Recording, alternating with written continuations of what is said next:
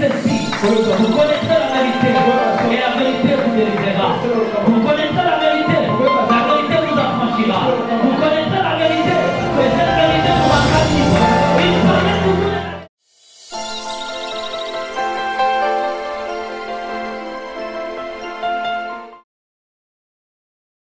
Maintenant, l'esprit qu'on parle dans ce texte, il fait allusion à l'esprit de Dieu, le Saint-Esprit.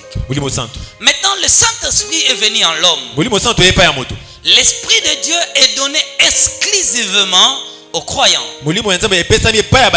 Lorsque quelqu'un accepte Jésus-Christ, écoutez, pour que la foi chrétienne soit parfaite, il y a la sainteté, il y a la justification, il y a le baptême de l'esprit. Maintenant, quand un homme est justifié, Dieu envoie l'Esprit Saint. Lorsque le Saint-Esprit entre en l'homme, Dieu a envoyé d'abord son esprit, parce que la vie de Dieu est plus sainte que la vie de l'homme, et que la nature de l'homme est contraire à la nature de Dieu. Dieu décida d'envoyer à l'homme son propre esprit, pour que l'homme puisse avoir non sa propre nature, mais que l'homme puisse avoir la nature de Dieu. C'est la raison que Dieu envoya son esprit. Parce que Job disait dans son livre, dans Job chapitre 32 le verset 8, Job chapitre 32 verset 8, qu'en réalité dans l'homme c'est l'esprit. C'est pourquoi Dieu a envoyé son esprit. L'esprit était déjà en l'homme. Mais dans Genèse chapitre 6 le verset 5, après que l'homme continuait à commettre les mal, Dieu avait retiré son esprit en l'homme.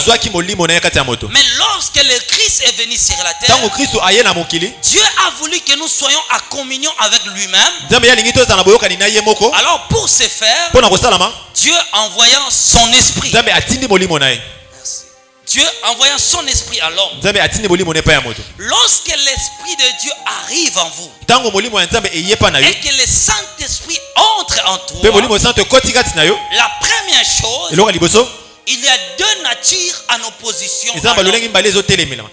Il y a ton caractère, ta manière de faire les choses, les choses que tu souhaitais avoir, ta propre conduite. Mais quand tu rencontres l'Esprit de Dieu, il vient s'opposer à ta nature.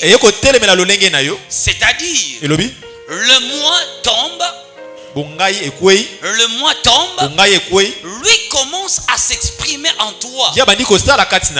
Il te donne son propre caractère. Tu quittes le caractère que tu avais au préalable, la vie que tu aimais, les endroits que tu fréquentais, le lieu que tu partais. Mais quand tu as reçu l'Esprit de Dieu, il te donne le caractère de Dieu.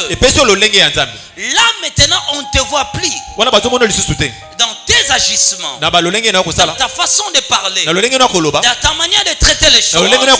Ce n'est plus un homme, mais c'est Dieu qui est à l'homme. C'est Dieu qui est en l'homme. Là maintenant, c'est facile à vous-même de comprendre si tu marches selon l'esprit ou si tu marches selon ta propre nature. Il faut que le Saint-Esprit exprime en toi la nature de Dieu. La nature de Dieu. L'Esprit là est venu en nous pour nous empêcher de vivre tel que nous le voulons. Que nous ne fassions plus ce que nous voudrions. On avait tellement beaucoup de vouloir, mais à cause de l'Esprit de Dieu qui change ma façon d'être, je ne peux plus vivre comme je voulais. J'ai maintenant une autre nature. Et que Dieu se comporte comment? Les hommes verront Dieu en toi. Mais si les gens te regardent et te voient toujours toi, c'est que quelque chose n'est pas passé en toi. Il a dit ceci, vous connaissez la vérité.